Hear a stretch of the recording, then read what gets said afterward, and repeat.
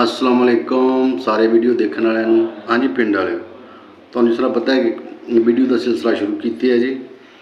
तो अज इंशाअल्लाह जिहड़ा ना जी वो कबड्डी के हवाले नाल होवेगा। साडे पिंड दे विच जितने 90 के दौर के जिहड़े बंदे कौडी खेडदे सी, अच्छी कौडी जिहड़ी खेडदे सी, उन्हां दा जनाब अज इंशाअल्लाह इस वीडियो च नाम लिया जाएगा जी। नसीर अहमद मास्टर मदरा दे भाई ने जी, वो भी अच्छी कौडी खेडदे। अरसलान उहदे वालद साहब मुनव्वर सैन, वो भी अच्छी कौडी खेडदे।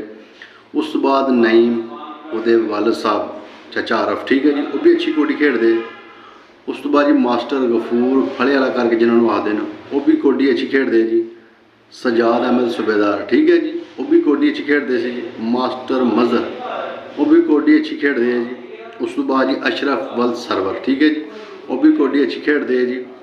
उस तो बाद जी मास्टर इजाज़ बहुत मशहूर है, वो भी अच्छी कौडी खेडदे है जी। उस तो बाद वासफ वल्द इलियास, ठीक है जी, वो भी बहुत अच्छी कौडी खेडदे जी।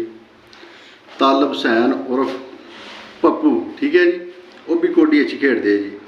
उस तो बाद जी शबीर वल्द दौलत खान, वो भी कौडी अच्छी खेडदे जी। उस तो बाद जी साउद दे वालद साहब आजम, वो भी बहुत अच्छी कौडी खेडदे जी। उस तो बाद जनाब माजर वल्द मोहम्मद खान जिहड़े भट्ठे चले गए हैं, हाँ जी, वो भी बहुत अच्छी कौडी खेडदे। यह साढ़े पिंड दे जी जिहड़े मतलब 90 के दौर के जिहड़े मतलब प्लेयर है जिहड़े अच्छी कौडी खेडदे जी, ठीक है जी।